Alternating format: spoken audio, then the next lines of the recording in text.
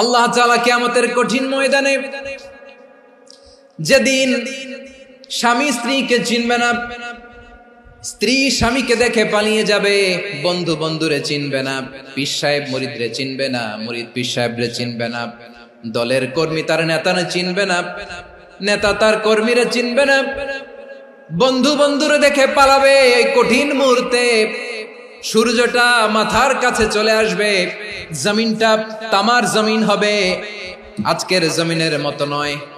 মানুষ ঘর্মাক্ত, ক্লান্ত, শ্রান্ত মাথার মগজগুলো কানের ছিদ্র আর নাকের ছিদ্র দিয়ে বেয়ে বেয়ে পড়বে। বিশ্বনবী ফরমান, কিয়ামতের ওই কঠিন ময়দানে 7 শ্রেণীর ব্যক্তিকে রব্বুল আলামিন তার আরশের নিচে ছায়া দিবেন। তার মধ্যে প্রথম শ্রেণীর ব্যক্তি হলো ইমামুন আদিল, যে ইনসাফের সাথে বিচার করে, যে জাস্টিস সমাজে সার্ভ করে, যে সুশাসন নিশ্চিত করে, ওই ইমামুন আদিল। আদিল শব্দটা বুঝছেন না? ইন্নাল্লাহা ইয়া'মুরু বিল আদল, পাইছেন? আদিল। 7 শ্রেণীর ব্যক্তিকে আল্লাহ তাআলা সুশীতল আরশের নিচে ছায়া দিবেন, যেদিন তার দেয়া ছায়া ছাড়া কোনো ছায়া থাকবে না। এর প্রথম হচ্ছে ইমামুন আদিল, ন্যায়পরায়ণ শাসক। চিল্লায় বলেন সুবহানাল্লাহ।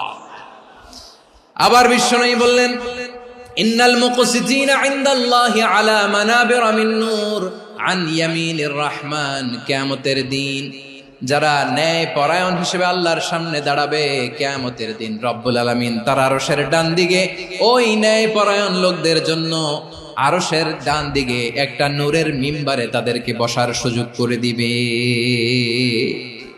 আল্লাহর আরশের ডান দিকে ন্যায় পরায়ণ লোকদের জন্য আল্লাহ তাআলা নূরের মিম্বার বানাবে।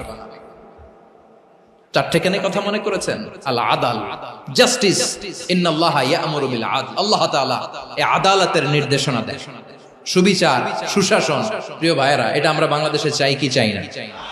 এই যে অরাজকতা, এই যে অন্যায়, এই যে জুলুম, এই যে ইনকনসিস্টেন্সি সমাজের অসঙ্গতির প্রধান কারণ জাস্টিস নাই, সুবিচার নাই, সুশাসন নাই।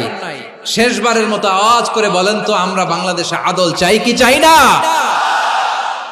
তাহলে প্রথম নির্দেশনা শেষ। আল্লাহ তাআলা তোমাদেরকে আদলের আদেশ দেন।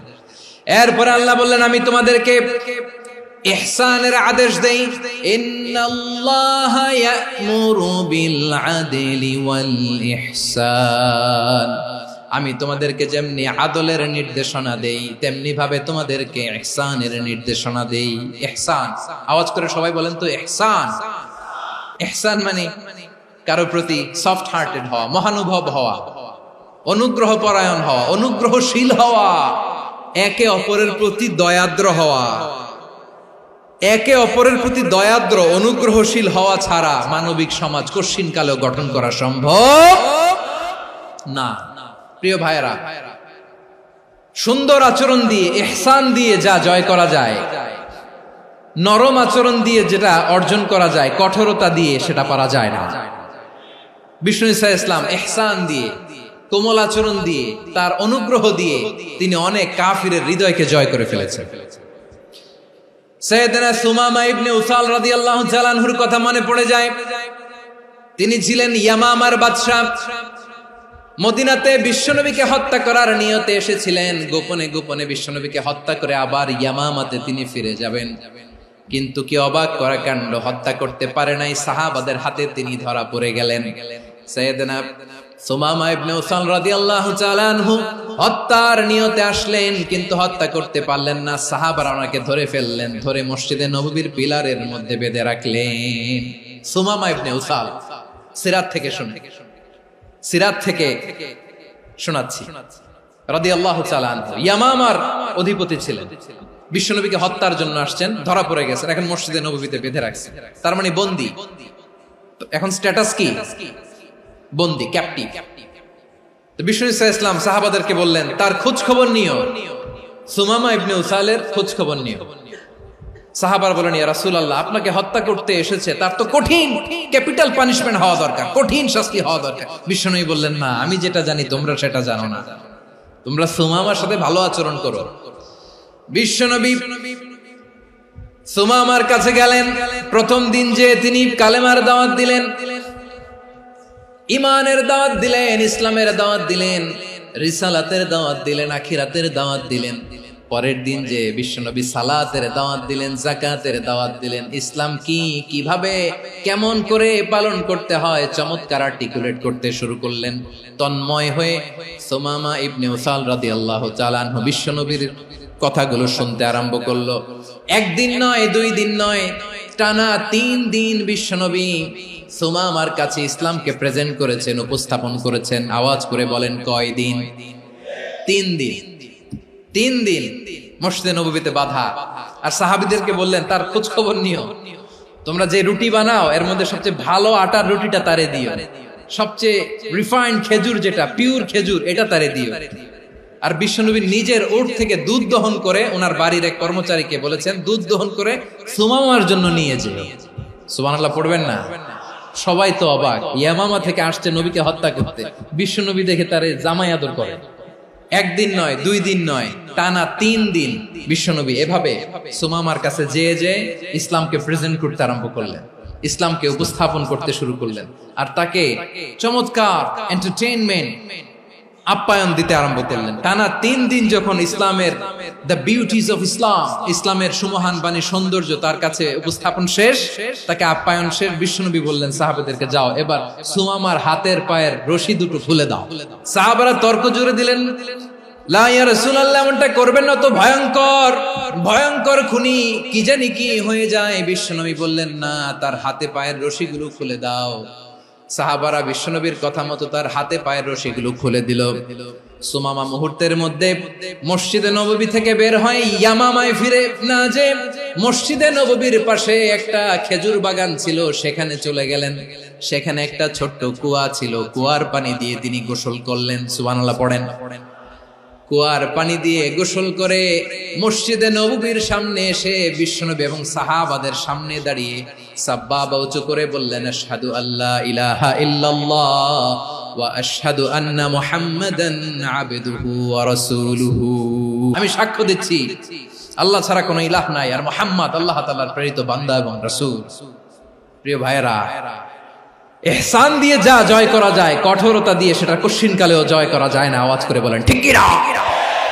এবার সুমামা দাঁড়িয়ে বলে, ওগো নবী, আমি তো কালিমা পড়ে মুসলমান হয়ে গেলাম, এবার শোনেন, এই মুহূর্তের আগে আপনার চেহারার চাইতে নিকৃষ্ট কোনো চেহারা আমার কাছে ছিল না, কিন্তু শাহাদা পাঠ করার পরে আপনার চেহারার চাইতে উত্তম শ্রেষ্ঠ কোনো চেহারা আমার কাছে আর নাই।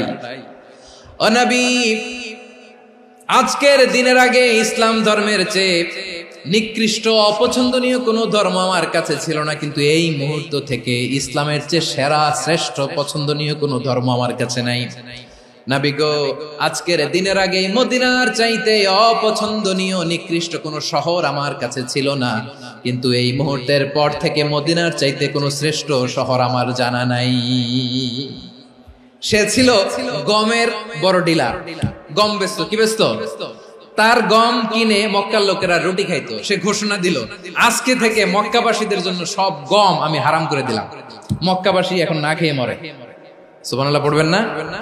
মক্কাবাসী বিশ্বনবীর কাছে আসলেন, এসে বললেন, মুহাম্মদ, আমরা তো তোমার ভাই, তোমার চাচা, তোমার ভাতিজা, তোমার আত্মীয়, তুমি সুমামারে বলো সে যেন আবার গমের সাপ্লাই মক্কার জন্য অনুমতি দিয়ে দেয়। বিশ্বনবীর অনুমতি ক্রমে সুমামা আবার মক্কাতে গম পাঠাতে শুরু করলো। পড়েন সুবহানাল্লাহ। ইহসান, ইহসান দিয়ে আপনি যেটা জয় করতে পারবেন, you can win the heart of your enemies. ইহসান দিয়ে আপনি আপনার শত্রুর হৃদয়কে জয় করতে পারবেন। এজন্য আল্লাহ বললেন, ওয়া আনফিকু ফি সাবিলিল্লাহি ওয়া লা তুলকু বিআইদিকুম ইলাত তাহলুকা ওয়া আহসিনু ইন্নাল্লাহা ইউহিব্বুল মুহসিনিন। তোমরা আল্লাহর রাস্তায় দান করবে আর নিজেরা নিজেদেরকে ধ্বংসের হাতে ঠেলে দিও না। তোমরা একে অপরের প্রতি ইহসান করবে, কারণ ইহসানকারীদেরকে আল্লাহ বড় ভালোবাসেন। সুবহানাল্লাহ পড়েন। আবার সূরা রহমানে আল্লাহ বললেন, হাল জাযাউল ইহসানি ইল্লাল ইহসান ফাবিআইয়ি আলা, সবাই পড়েন ফাবিআইয়ি আলাই রাব্বিকুমা তুকাযযিবান। ইহসানের প্রতিদান হিসেবে ইহসানি হয়। বিশ্বনবী সুমামার প্রতি যেমন ইহসান করেছেন, সুমামাও ঠিক তেমন ইহসান ফিরিয়ে দিয়েছে। ঠিক কিনা বলেন? তাহলে এক নম্বরে হচ্ছে আদ, ন্যায় বিচার। দুই নম্বরে সবাই বলেন ইহসান, সদাচরণ। ইহসান দুই ধরনের প্রিয় ভাইরা, ইহসান ফিল ইবাদা, ইহসান ফিল মুআমালা। ইহসান ফিল ইবাদা হচ্ছে একাগ্র অনুভবে ইবাদতে ডুব দেওয়া, এর নাম ইবাদতের ইহসান। সুবহানাল্লাহ পড়ুন। বিশ্বনবী বলেন ইহসান মানে কি জানো নাকি? হাদিসে জিবরিলে সাইয়েদনা জিবরিল আলাইহিস সালাম বিশ্বনবীকে বললেন আখবিরনি আনিল ইহসান। নবী আমাদেরকে বলেন ইহসান মানে কি? বিশ্বনবী বললেন আনতা আবুদাল্লাহা কাআন্নাকা তারাহু ফাইন লাম তাকুন তারাহু ফাইন্নাহু ইয়ারাক। ইহসান মানে হলো এমন ভাবে তুমি আল্লাহর সামনে নিজেকে উজাড় করে ইবাদত করবে, তুমি ভাববে তুমি আল্লাহকে দেখতে পাচ্ছ। আর এটা যদি ভাবা তোমার জন্য কঠিন হয়ে যায়, অন্তত এতটুকু তুমি ভাববা যে আল্লাহ তোমাকে দেখতে পাচ্ছেন। ঠিক কিনা বলেন? ও আমার বীর চট্টলার ভাইয়েরা, কেউ যেটা দেখে না সেটা দেখে কে? এই বিশ্বাস হৃদয়ের মধ্যে আছে? নামাজে যখন দাঁড়ান এই ফিলিংসটা আনা যাবে? এসা পর্যন্ত যে আমরা হায়াত পাবো কোনো গ্যারান্টি আছে? সবাই আওয়াজ করে বলেন গ্যারান্টি আছে? গ্যারান্টি নাই। এজন্য বিষ্ণু ইসলাম বলেছে এমন ভাবে নামাজে দাঁড়াও, ইবাদত করো, মনে করো হতে পারে এটাই আমার জীবনের শেষ নামাজ। পারফর্ম দ্য সালাহ as if this is your last and final prayer. এমন ভাবে সালাতে দাঁড়াও, ভাবো হতে পারে এটাই তোমার জীবনের শেষ নামাজ। এমন ভাবে নামাজে দাঁড়াও, ভাবো এটাই শেষ নামাজ। তাহলে নামাজে একাগ্রতা বাড়ায় দিবে কে? ফলে ইবাদতের ইহসান আমাদের অর্জিত হবে। আর মুআমালাতে ইহসান হলো, বিশ্বনবী বলেন ইন্নাল্লাহা তাবারাকা ওয়া তাআলা কাতাবাল ইহসানা আলা কুল্লি শাই ফাইযা কাতালতুম ফাআহসিনুল কিতলা ওয়া ইযা যাবাহতুম ফাআহসিনুয যাবহা ওয়ালিয়ুহিদ্দা আহাদুকুম শাফরাতাহু ওয়ালিয়ুরিহ যাবিহাতাহু। ইহসান দুই ধরনের, আওয়াজ করে বলতে হবে কয় ধরনের? একটা হচ্ছে ইহসান ফিল ইবাদা, ইবাদতে ইহসান। ইবাদতে ইহসান কি? একাগ্র অনুভব দিয়ে ইবাদত করা, মন প্রাণ দিয়ে ইবাদত করা। আর মুআমালাতে ইহসান কি? সব কাজে, দৈনন্দিন কাজে, কর্মে, সামাজিক অ্যাক্টিভিটিতে কোমলতা প্রদর্শন করা, অনুগ্রহের সাথে সবকিছু করা। আল্লাহ তাআলা ইন্নাল্লাহা তাবারাকা ওয়া তাআলা কাতাবাল ইহসানা আলা কুল্লি শাই, তিনি সবকিছুর ব্যাপারে ইহসানকে আবশ্যক করেছেন। সবকিছু, মুমিনের সব কাজে ইহসানের পরশ থাকবে। ওয়া ইযা কাতালতুম ফাহসিনুল কিতলা, বিষ্ণুই বলেন তুমি যখন কাউকে হত্যা করো ইহসানের সাথে করো। সুবহানাল্লাহ পড়বেন না? যখন হত্যা করো তখনও ইহসানের সাথে। আচ্ছা হত্যা করবো আবার ইহসান আসবে করতে করে তো মেরেই ফেলবো আমি।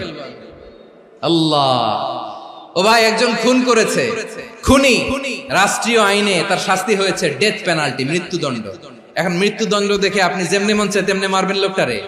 ওর নাক কেটে ফেলতে পারবেন? ওর কান কাটতে পারবেন? ওর চোখ উপড়ে ফেলতে পারবেন আপনি? যেমন মন চায় তার অঙ্গহানি করা যাবে না। ইহসানের সাথে তাকে হত্যা করো। সুবহানাল্লাহ, this is Islam, this is the true essence of Islam. ওয়া ইযা যাবাহতুম ফাহসিনুয যাবহা, যখন জবাই করবে তখনও ইহসানের সাথে জবাই করো। করব জবাই, ওইখানেও নাকি ইহসান। আচ্ছা কুরবানির দিন আমরা পশুগুলোরে কি করি বলেন সবাই আওয়াজ করে? জবাই। জবাই মানে তো এটারে মেরেই ফেলতেছি, একটু পরে তো টুকরো টুকরো করে গোশতগুলো খাবো, এটা তো খাবো, এটা তো মেরেই ফেলবো। বিষ্ণু বলে না, জবের মধ্যেও মুমিনের জবের ভেতরেও ইহসানের পরশ থাকা চাই। যখন জবাই করবে প্রাণীটাকে হাত পা টাইট করে বেঁধে নাও, ছুরিটাকে শার্পেন করে নাও, ধারালো করে নাও, যাতে অল্প সময়ে জবাইটা হয়ে যায়, প্রাণীটা যাতে কম কষ্ট পায়। সুবহানাল্লাহ পড়ে। দিস ইজ কল্ড ইহসান। আল্লাহ তাআলা যেমনি আদলের আদেশ করেছেন, ন্যায় বিচার, জাস্টিস এনশিওর করতে বলেছেন, সমাজে ইহসানের ব্যবহার, ইহসানের অনুশীলন তিনি করতে বলেছেন। এজন্য মুমিনের প্রতিটি কাজে, আমার চট্টগ্রামের ভাইয়েরা আমার দিকে তাকান, খেয়াল করে শুনুন, মুমিন জীবনের প্রতিটি কাজে ইহসানের পরশ থাকা চাই। আমরা যেন আমাদের পরিবারের প্রতি ইহসান করি, আমরা যেন আমাদের কর্মচারীদের প্রতি ইহসান করি, আমরা যেন আমাদের কলিগদের প্রতি ইহসান করি, আমরা যেন আমাদের ভাইদের প্রতি ইহসান করি। মুমিন জীবনের প্রতি কাজে ইহসানের পরশ থাকার দরকার আছে না নাই? কথা বুঝতে পেরেছেন? তাহলে আল্লাহ তাআলার তিনটা আদেশ ছিল, কয়টা গেল? প্রথমে কি ছিল? আদল। 2 নম্বরে, 3 নম্বরে রব্বুল আলামিন বললেন ওয়া ইতাইদিল কুরবা, নিকটাত্মীয়দেরকে দান করো। নিকট আত্মীয়দেরকে দাও, যারা তোমাদের ব্লাড কানেকশনের আত্মীয় তাদেরকে তোমরা দাও। এখানে জেনারেলি বললেন দাও, কি দিব সেটা তিনি এখানে বলেন নাই, সেটা তিনি সূরাতুল ইসরার মধ্যে বলেছেন। আল্লাহ বলেন ওয়া আতিযাল কুরবা হাক্কাহ, নিকট আত্মীয়দেরকে তাদের অধিকার, তাদের প্রাপ্য তোমরা বুঝিয়ে দাও। দেখেন, একটা শান্তির সমাজ, একটা সমৃদ্ধ সমাজ, একটা মানবিক সমাজ গঠনের জন্য আল্লাহ তাআলা বেশি না, মাত্র 3টা অর্ডার, 3টা ভার্ডিক্ট তিনি জারি করেছেন। 1 নাম্বার সুশাসন, ন্যায় বিচার। 2 নাম্বার ইহসান। 3 নাম্বার নিকটাত্মীয়, যারা কাছের, তোমার ভেরি ক্লোজ রিলেশনশিপে আছে, তাদেরকে দাও। দাও, দিলে বাড়িয়ে দেয় কে? অনেকে দিতে চায় না, কৃপণতা করে। দিলে বাড়ায় দেয় কে? ও মিয়া, মদিনার মধ্যে সবচাইতে গরিব সাহাবী ছিল বেলাল রাদিয়াল্লাহু তাআলা আনহু। ওনার এন্টায়ার অ্যাসেট, সম্পদের পরিমাণ কতদূর জানেন? একটা লুঙ্গি। বেলাল রাদিয়াল্লাহু তাআলা আনহু, ওনার টোটাল ওয়েলথের এস্টিমেশন হচ্ছে মাত্র একটা লুঙ্গি। একটা লুঙ্গি, টোটাল ওয়েলথ এস্টিমেশন, টোটাল সম্পদের পরিমাণ বেলাল রাদিয়াল্লাহু তাআলা আনহুর কি ছিল? ওই বেলাল রাদিয়াল্লাহু তাআলা আনহুকে বিষ্ণু ইসলাম বলেছেন আনফিক ইয়া বেলাল, ও বেলাল তুমিও দাও। ওয়ালা তাখশা মিন যিল আরশি ইখলালা, আরশের অধিপতির তো কোনো ঘাটতি নাই, তুমি দিলে ওই আল্লাহ তোমারে বাড়ায় দিবে। এজন্য আমার প্রিয় ভাইয়েরা, দিলে কমে না, দিলে বাড়ে। অনেকে ধরে রাখে, নতুন কিছু নিতে পারে না, হাত দিয়ে যেটা ধরে রেখেছেন এটা দিয়ে দেন, বড় একটা ধরার সুযোগ পাবেন। জোরে বলেন ঠিক কিনা? রব্বুল আলামিন বললেন 3 নাম্বার আদেশ হলো তোমাদের প্রতি সমাজটারে কেমন করে মানবিক সমাজ, সুন্দর সমাজ গড়বা। 3 নাম্বার আদেশ হলো ওয়া আতিদাল কুরবা হাক্কা, নিকটাত্মীয়দেরকে তাদের প্রাপ্য বুঝিয়ে দাও।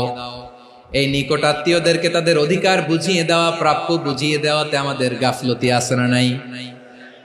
অনেকে দেখবেন অনেক আল্লাহওয়ালা, তাহাজ্জুদ গুজার, সেজদা দিতে দিতে কপালে কালো দাগ ফেলে দিছে, সে তার বোনের হকটা আদায় করে নাই, আছে না নাই?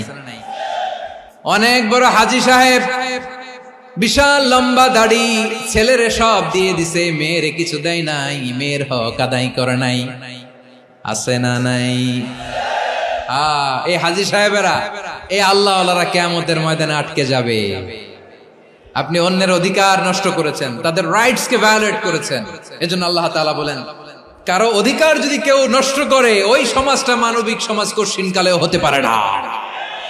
এজন্য 3 নম্বর আল্লাহ বললেন ওয়া ইতাইদিল কুরবা, নিকটাত্মীয়দেরকে দাও। কি দিবা? তাদের অধিকার দিয়ে দাও। বোনের অধিকার বুঝিয়ে দাও, মেয়ের অধিকার বুঝিয়ে দাও, ফুফুর অধিকার বুঝিয়ে দাও। দেখবেন অনেক মায়েরা ছেলের পাতে মুরগির রান দেয়, মেয়ের পাতে দেয় মুরগির ঠ্যাং। তো মেয়ের কি মুরগির রান খেতে মনে চায় না? মনে চায় না?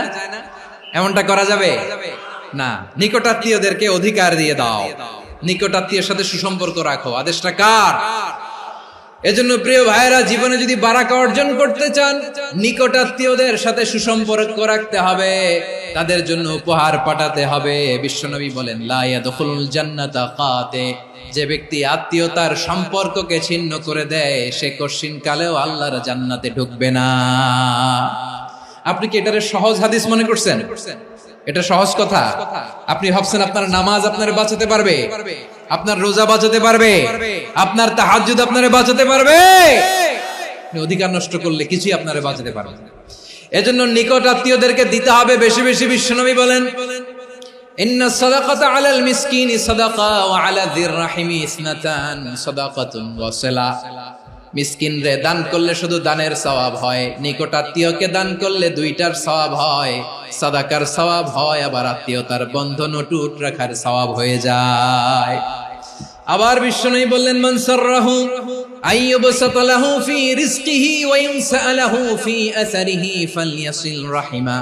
যে ব্যক্তি তার রিজিকের প্রশস্ততা চায় আর হায়াতে বরকত চায়, সে যেন তার আত্মীয়ের সাথে সুসম্পর্ক রাখে। আমার প্রিয় চট্টলার ভাইয়েরা, আমাদের রিজিক বাড়ুক, এটা আমরা চাই কি চাই না? সবাই চান? হ্যাঁ, আমাদের রিজিকে প্রশস্ততা আসুক, চাই কি চাই না? আমাদের হায়াতে বরকত আসুক, আমরা চাই কি চাই না? এই দুইটা যদি চান তাহলে নিকটাত্মীয়দের সাথে সুসম্পর্ক রাখবেন। পারবেন? তাহলে সমাজটারে মানবিক সমাজ বানায় দিবে কে? তিনটা আদেশ চলে গেল। 1 নম্বরে কি ছিল? 2 নম্বরে, 3 নম্বরে নিকটাত্মীয়দেরকে দান। আল্লাহ তাআলা তিনটা জিনিসের যেমনি আদেশ করেছেন, অনুরূপ ভাবে তিনটা বিষয় তিনি বারণ করেছেন, নিষেধ করেছেন, ওগুলোর কাছেও যাওয়া যাবে। রাব্বুল আলামিন বলেন, ওয়ায়ানহা আনিল ফাহশাই ওয়াল মুনকারি ওয়াল বাগি। আমি যেমনি তিনটি বিষয়ে আদেশ করলাম, অনুরূপ ভাবে তিনটি বিষয়ে বারণ করলাম, নিষেধ করলাম। আমার 1 নাম্বার নিষেধাজ্ঞা হলো অশ্লীলতার প্রতি। ফাহশা, ওয়ায়ানহা আনিল ফাহশা, আল্লাহ তাআলা অশ্লীলতাকে নিষেধ করেছেন। কোন জিনিসকে? সবাই বলুন, কোন জিনিসকে? যত ধরনের, যত টাইপের, যত ক্যাটাগরির অশ্লীলতা হতে পারে সব অশ্লীলতাকে হারাম করেছেন কে? ফাহশা মানে কি? কথায়, কাজে, আচরণে, কমেন্ট, ফেসবুকের কমেন্টসে যত ধরনের নোংরামো আছে, যত ধরনের অশ্লীলতা আছে, এটাকে আরবিতে বলে ফাহশা। রাব্বুল আলামিন বলেন, কুল ইন্নামা حرم ربي الفواحش ما ظهر منها وما بطن।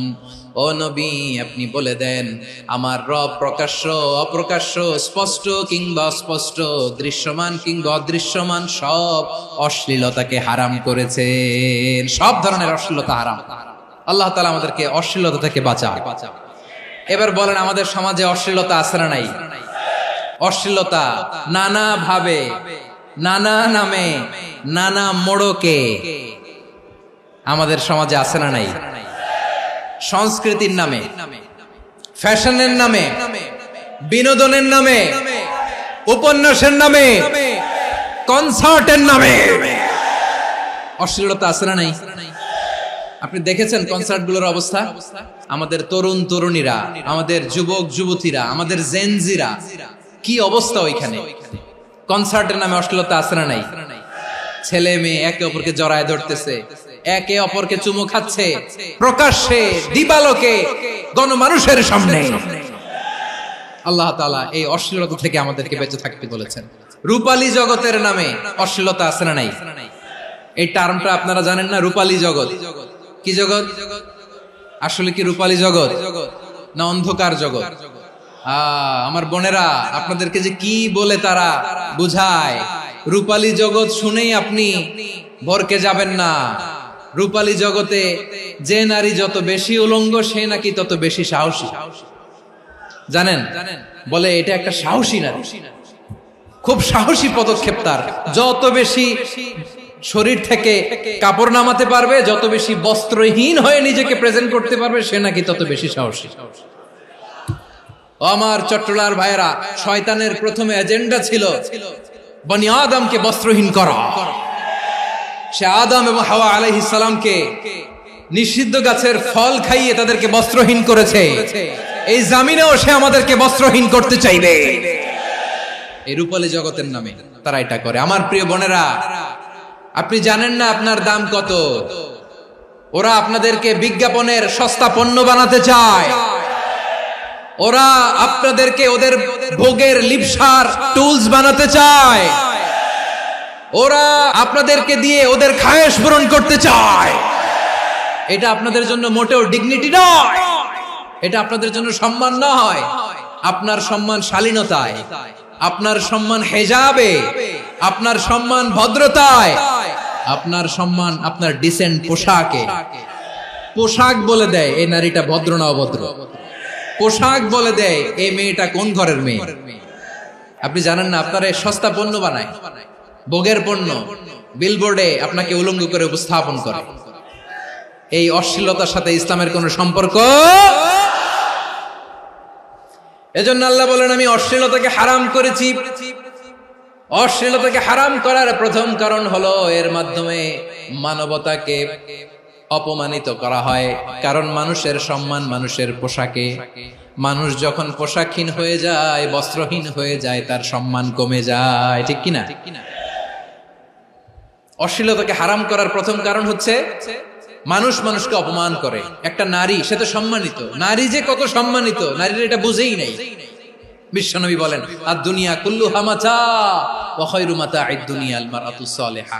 আমার বোনেরা, 5টা প্যান্ডেলে আপনারা এলইডিতে আমার আলোচনা শুনছেন, আমি জানি। আপনাদের এই গর্ভ যে কত দামি আপনি জানেন না। আপনার পেট থেকেই আসবে আগামী দিনের সালাহুদ্দিন আল আইয়ুবী। আপনার পেট থেকেই আসবে অনাগত দিনের ইমাম মাহদী আল মুনতাযর। আপনার পেট থেকেই আসবে অনাগত দিনের ফয়সাল, ওয়াসিম, মুগ্ধ, আবু সাইদের মতো বীর যোদ্ধা। আমার প্রিয় বোনেরা, আমার প্রিয় বোনেরা, বিশ্বনবীর কথার ওজন খেয়াল করেন। আদ-দুনিয়া কুল্লুহা মাতা ওয়া খায়রু মাতা'আদ দুনিয়া আল মারআতুস সালিহা। দুনিয়ার সবকিছুই অ্যাসেট, এর মধ্যে সবচেয়ে দামি অ্যাসেট নেককার নারী। আপনার গর্ভ যে কত দামি আপনি জানেন না। নিজের সময়টাকে কাজে লাগান, কোরআন পড়েন, সুন্নাহ পড়েন। আপনার অনেক দায়িত্ব ঘরে। You are the MD of your family. একটা family it's a very big institution. পরিবার একটা অনেক বড় প্রতিষ্ঠান। And you are the MD of your institution. আপনি এই পরিবারের MD, managing director of your family. এখানে আপনার কত দায়িত্ব। আপনি ছেলে মেয়েদেরকে তারবিয়া করবেন, আপনি আপনার স্বামীর জন্য ঘরটারে জান্নাতের নীর বানাবেন, আপনার জন্য জান্নাতের ডুপ্লেক্স বাড়ি ওইখানে তৈরি করে রাখবে কে? আপনি যে কত দামি আপনি জানেন না। নারীদেরকে আল্লাহ বানিয়েছেন উচ্চতর করে, নিম্নতর নয়। নারীদেরকে ছোট্ট জিনিস দিলে এটার বড় করে দেয়। নারীদেরকে ভ্রূণ দিলে, শুক্রাণু দিলে নারী এটারে বাচ্চা হিসেবে উপহার দেয়, ঠিক কিনা? বিয়ের মাধ্যমে স্বামী যখন তার শুক্রাণু তার স্ত্রীকে উপহার দেয়, স্ত্রী রিটার্নে কি উপহার দেয়? ফুল ফর্ম বেবি, মানব সন্তান। দেখছেন, আপনি দিলেন একটুকুনি, দিছে বিশাল। আপনি যদি নারীকে বাজার এনে দেন, নারী এটাকে সুস্বাদু খাবারে রূপান্তর করে দেয়। আপনি তাকে একটা মুচকি হাসি দিয়ে দেন, সে তার কলিজা দিয়ে দেয়। কিন্তু যদি আপনি তার মনে কষ্ট দেন, সে আপনার জীবনকে জাহান্নাম বানায়া দেয়। নারীর মন বুঝতে পারলে নেয়ামত, বুঝতে না পারলে কিয়ামত। আমার প্রিয় বোনেরা, আপনি যে কত দামি আপনি জানেন না। অনেক দামি আপনি। আপনাদেরকে যেন ভোগের সস্তা পণ্য বানাতে না পারে, আপনাদেরকে সচেতন থাকতে হবে। তাহলে কেন আল্লাহ তাআলা এই ফাহশা, অশ্লীলতাকে হারাম করলেন? 1 নাম্বার, এতে হিউম্যান ডিগনিটি কমে। 2 নাম্বার, এতে মানুষের অধিকার নষ্ট হয়। আপনি বিয়ে করেছেন, এরে পরকিয়া করেন, ওর সাথে এরকম আছে না নাই? স্ত্রীর অধিকার নষ্ট করেছেন। আপনি বিবাহ সম্পর্কে আবদ্ধ হয়েছেন তার সাথে, আপনি পরকিয়া করেন ওই ছেলের সাথে, আপনি আপনার হাজবেন্ডের সাথে বিট্রে করেছেন। এজন্য আল্লাহ অশ্লীলতাকে হারাম করেছেন। অশ্লীলতাকে হারাম করার আরেকটা কারণ হচ্ছে আল্লাহ তাআলা এই হিউম্যান জেনারেশনকে এটাকে প্রিজার্ভ করতে চায়। হিফজুন নাসল, এটা মাকাসিদুশ শরিয়ার অনেক গুরুত্বপূর্ণ একটা মাকাসিদ, অনেক গুরুত্বপূর্ণ। আপনার নাসল, আপনার জেনারেশনকে সংরক্ষণ করা। এই যে আসতেছে ফেব্রুয়ারি, কত ফেব্রুয়ারি জানো? এটা কি বিশ্ব ভালোবাসা দিবস? হ্যাঁ, কি দিবস? এই বিশ্ব ভালোবাসা দিবসের সাথে মুসলমানদের কোনো সম্পর্ক নাই। আমার প্রিয় ভাইরা, এই যে আপনি অবৈধ সম্পর্কে জড়ালেন, কেন আল্লাহ অশ্লীলতাকে হারাম করেছে দেখেন। বলতেছিলাম যে এটা আপনার নাসল, আপনার জেনারেশন, আপনার লিনিয়েজ, আপনার বংশকে প্রিজার্ভ করা। কে কার বাবা, কে কার মা, বাবা মা জানা, প্রজন্মকে প্রিজার্ভ করা, এটা ইসলাম ওয়াজিব করে দিয়েছে। এই যে অবৈধ সম্পর্কের কারণে, বিশ্ব বেহায়া দিবসের কারণে, এগুলোর আউটকাম, আউটপুট হিসেবে মাঝে মাঝে এই ঢাকা মেডিকেলের ডাস্টবিনে নবজাতকের বাচ্চার কান্নার আওয়াজ শুনতে পাওয়া যায়। চট্টগ্রাম মেডিকেলের ডাস্টবিনে নবজাতকের কান্না শুনতে পাওয়া যায়। বীর চট্টলার মুসলমানেরা বুঝতে পারলে আওয়াজ করে বলেন, এই যে চট্টগ্রাম মেডিকেলে যে নবজাতকটা পাওয়া গেল, ওর বাবাকে আমাকে বলেন, ওর মাকে, ও কোন ফ্যামিলির সন্তান কেউ জানে? আপনি হিউম্যান ডিগনিটিকে অপমান করেছেন না? আপনি তার ভবিষ্যৎকে অন্ধকার করেছেন না? আপনি তার লিনিয়েজকে প্রশ্নবিদ্ধ করে দিয়েছেন না? এই জন্য আল্লাহ তাআলা অশ্লীলতাকে আমাদের জন্য হারাম করে দিয়েছেন। পড়েন সুবহানাল্লাহ। এই জন্য রব্বুল আলামিন বলেন, কুল ইন্নামা হারামা রাব্বিয়াল ফাওয়াহিশা মা যাহারা মিনহা ওয়া মা বাতান। প্রকাশ্য অপ্রকাশ্য সব অশ্লীলতাকে হারাম ঘোষণা করে দিয়েছে কে? আবার দুনিয়ার বুকে যারা অশ্লীলতার প্রসার করে তাদের জন্য শাস্তি মজুদ রেখেছে কে? রব্বুল আলামিন বলেন, ইন্নাল্লাযীনা ইউহিব্বুনা আন তাশিআল ফাহিশাতু ফিল্লাযীনা আমানু লাহুম আযাবুন আলীমুন ফিদ দুনিয়া ওয়াল আখিরাতি ওয়াল্লাহু ইয়ালামু ওয়া আনতুম লা তা'লামুন। নিশ্চয়ই যারা বিশ্বাসীদের মাঝে অশ্লীলতার প্রচার প্রসার করতে চায় তাদের জন্য আমি মর্মন্তুদ শাস্তি প্রস্তুত করে রেখেছি, দুনিয়াতেও রেখেছি, আখিরাতেও রেখেছি। ঘোষণাটা কার? যারা এই নাটকের নামে, সিনেমার নামে, রূপালী জগতের নামে, মুভির নামে, ওটিটি প্ল্যাটফর্মের নামে আমার সমাজে অশ্লীলতা ছড়াতে চায় তাদের জন্য কঠিন মর্মন্তুদ শাস্তি মজুদ রেখে দিয়েছে কে? ও আমার বোনেরা, এখনো আপনি জাগবেন না? এখনো আপনার চিন্তার দুয়ারে এখনো নাড়া পড়ে নাই? ওরা আপনাকে উলঙ্গ বানাতে চায়, ওরা আপনাকে আইটেম গার্ল বানাতে চায়। এজন্য ইসলাম অশ্লীলতাকে হারাম করেছে। হারাম। ইসলাম বলেছে যোজন যোজন দূরে থাকো, ওরা বলে না কাছে আসো, কাছে আসার গল্প, ক্লোজ আপ ওয়ান, কাছে আসার গল্প আছে না নাই? তাহলে অশ্লীলতার সাথে আমাদের কোনো সম্পর্ক? সবাই বলতে পারেননি, আওয়াজ করে বলুন, অশ্লীলতার সাথে আমাদের কোনো সম্পর্ক? আমরা এই সমস্ত ক্লোজ আপ ওয়ান, কাছে আসার গল্পের প্রোগ্রামে যাব? আমরা কোন ধরনের অশ্লীল কন্টেন্ট সোশ্যাল মিডিয়ায়, টিভিতে দেখব? কি যুগ যে আমরা কাটাচ্ছি আপনি কল্পনা করতে পারবেন না। পর্ন ইন্ডাস্ট্রি, নারী পুরুষের বস্ত্রহীন যুগল দৃশ্য, এটাকে দিয়ে ওরা কোটি ডলারের ইন্ডাস্ট্রি বানিয়েছে। পুরো মানব ইতিহাসে এরকম জঘন্য সময় মানব ইতিহাস পার করে না।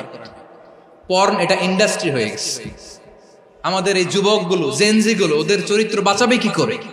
কেমন করে হেফাজত করবে ওদের এই মূল্যবান চরিত্র? আমার প্রিয় ভাইরা, এই অশ্লীলতার দ্য লেটেস্ট ভার্সন হচ্ছে LGBTQ, শরীফ থেকে শরীফা। শুনছেন আপনারা? দেখতে পুরুষ, আসলেই পুরুষ, সুস্থ একজন পুরুষ, 4 সন্তানের বাবা, বলে আমি মনে মনে নারী। দেখতে নারী, সুস্থ নারী, আসলেই সে দিব্যি একজন নারী, বলে আমি মনে মনে পুরুষ।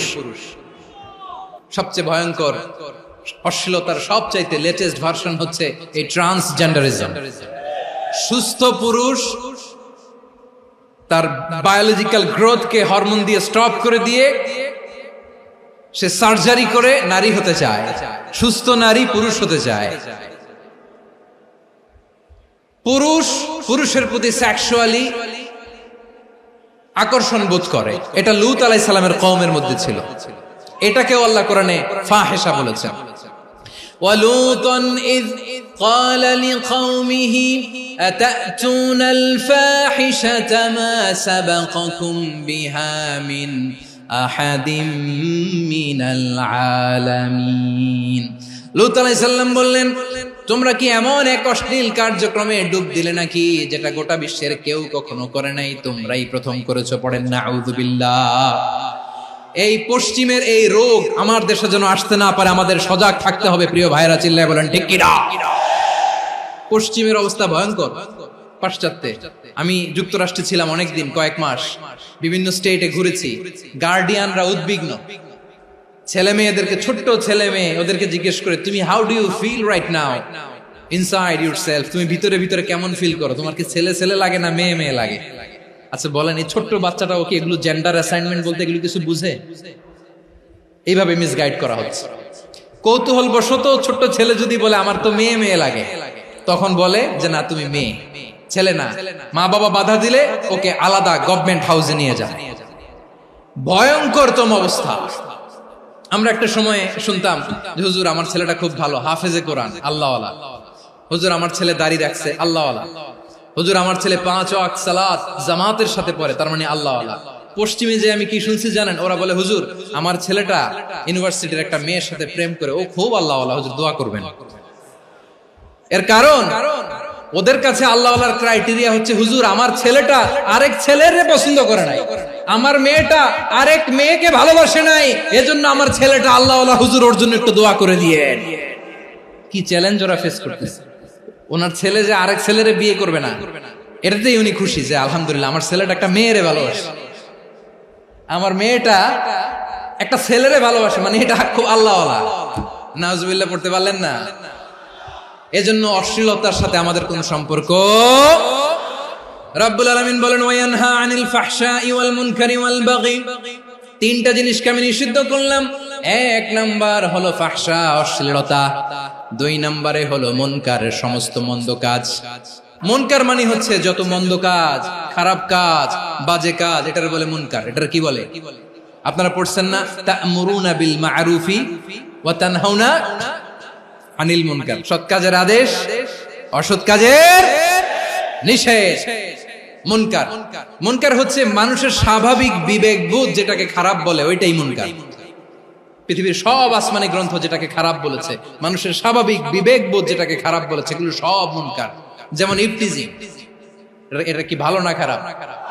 মজুদদারি, খাদ্যে ভেজাল দেওয়া, ওজনে কম দেওয়া, মাছে ফরমালিন মিশানো, চাঁদাবাজি, টেন্ডারবাজি, দখলবাজি, এগুলো আমাদের স্বাভাবিক বিবেকেই বলে এগুলো খারাপ, এগুলো হচ্ছে মুনকার। আল্লাহ তাআলা এই মুনকার থেকে আমাদেরকে বেঁচে থাকতে বলেন, আর শয়তান এই মুনকারের প্রতি আমাদেরকে উদ্বুদ্ধ করে। আল্লাহ তাআলা বললেন, ইয়া আইয়ুহাল্লাযীনা আমানু লা তাত্তাবিউ খুতুওয়াতিশ শাইতান ওয়া মান ইয়াত্তাবি' খুতুওয়াতিশ শাইতানি ফাইন্নাহু ইয়া'মুরু বিল ফাহশাই ওয়াল মুনকার। আল্লাহ বললেন, আমার গোলামেরা শোনো শোনো, ও আমার বিশ্বাসী বান্দারা খবরদার, তোমরা কশিনকালেও শয়তানের পদাঙ্ক অনুসরণ করবে না, কারণ শয়তান তোমাদেরকে অশ্লীলতা এবং মন্দ কাজের দিকে উদ্বুদ্ধ করে।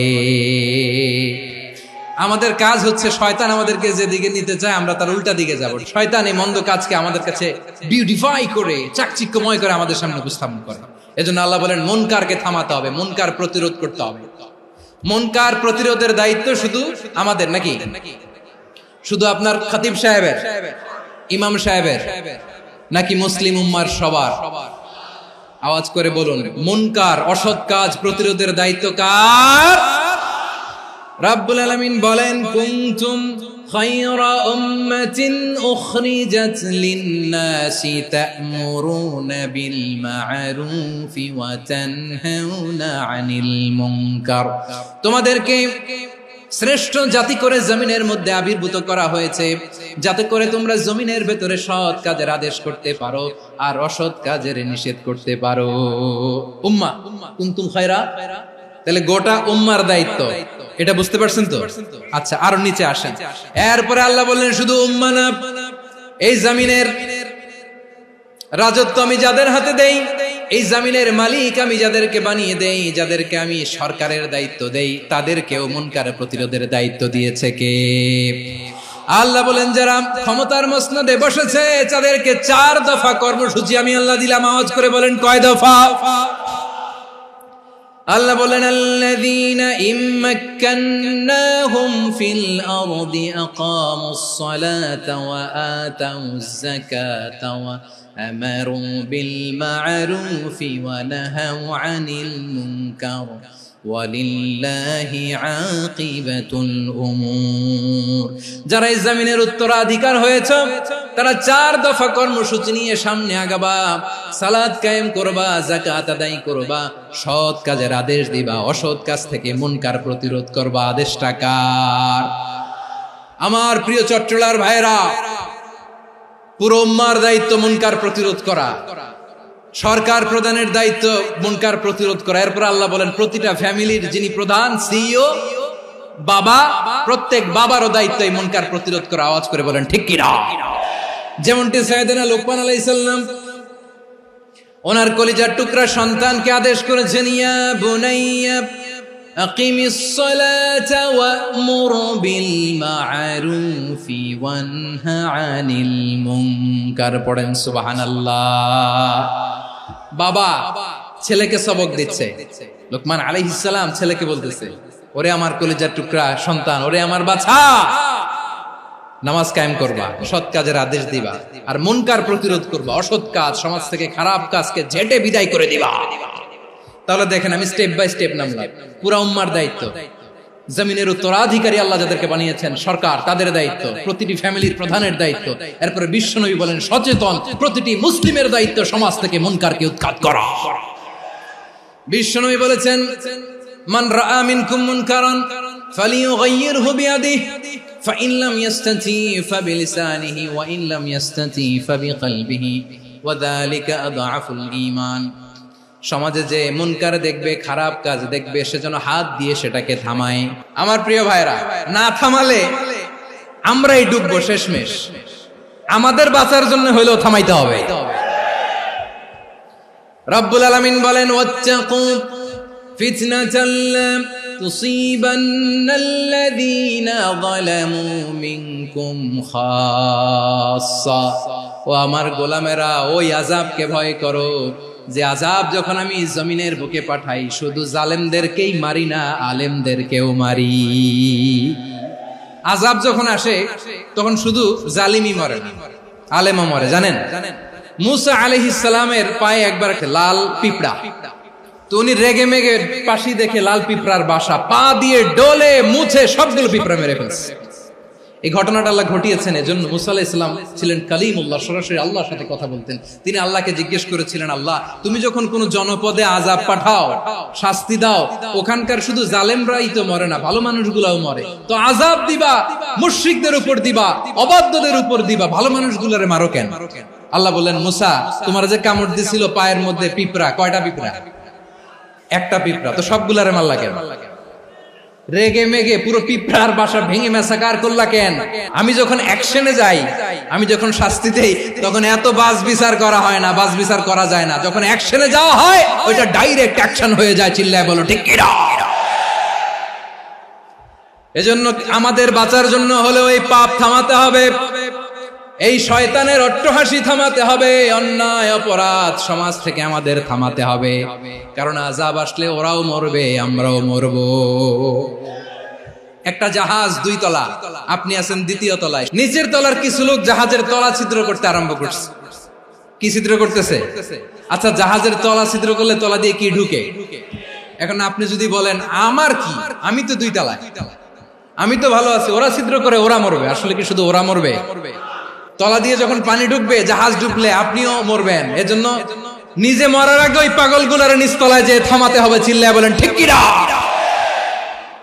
এজন্য আল্লাহ বললেন, মুনকার প্রতিরোধের দায়িত্ব সমাজের টপ টু বটম সবার।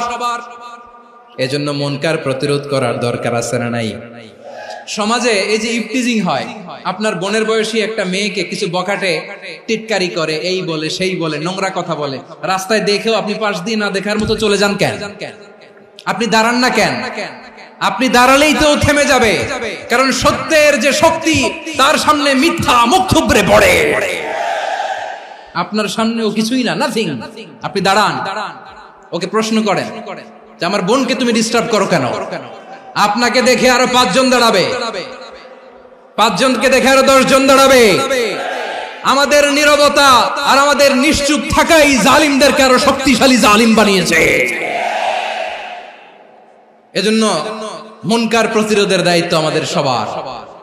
টেন্ডারবাজি, চাঁদাবাজি, দুর্নীতি, অপরাধ, দখলদারিত্ব, মজুদদারি, এগুলো সবকিছু একসাথে প্রতিরোধ করতে হবে। ঠিক কিনা বলেন?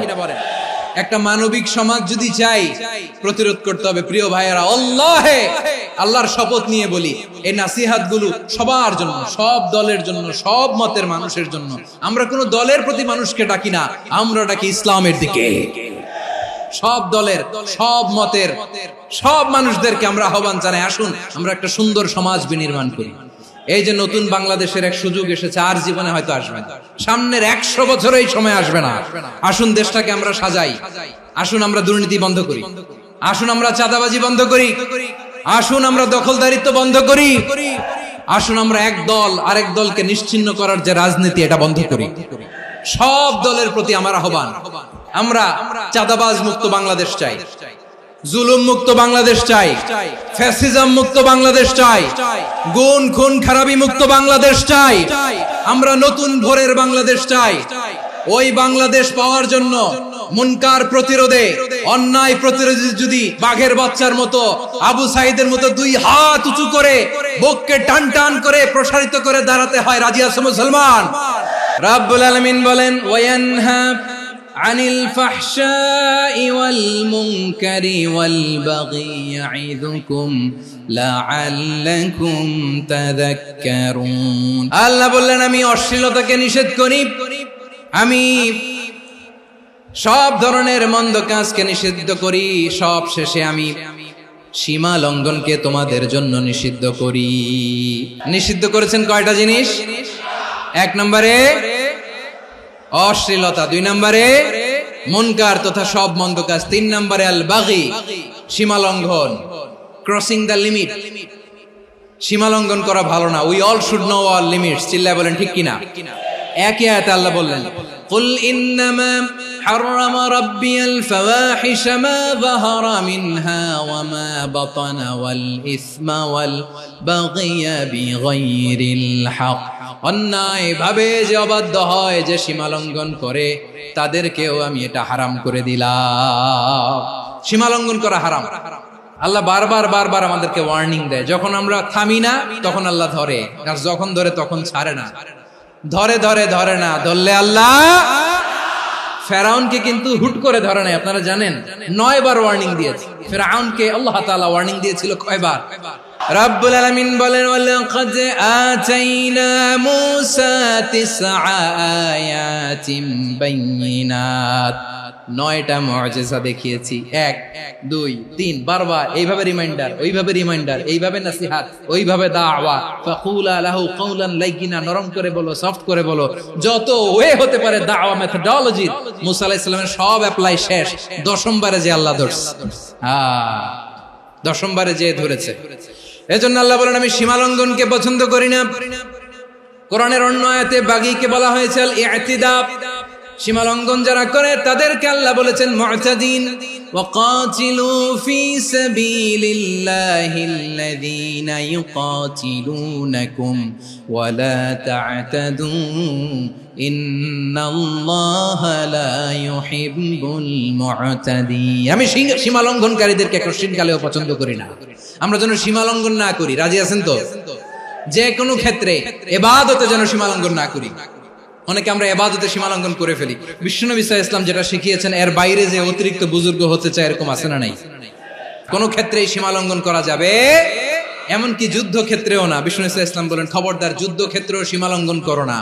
কি সুন্দর ইসলাম আমরা পেয়েছি। বিশ্বনবী বলেন, খবরদার যুদ্ধের ময়দানে কোনো নারীর গায়ে হাত তোলো না, কোনো শিশুর গায়ে হাত তোলো না, কোনো গবাদি পশু হত্যা করো না, কোনো শস্য ক্ষেত্র ধ্বংস করো না, ইবাদতরত অন্য ধর্মের কোনো সন্ন্যাসীর গায়ে হাত তোলো না। বলেন সুবহানাল্লাহ। তাহলে আমরা সীমা লঙ্ঘন করতে পারবো?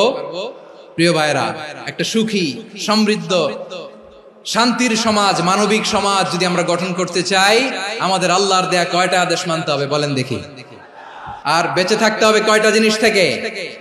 আল্লাহর আদেশ কি? 1 নাম্বার আদাল, ন্যায়পরায়ণতা।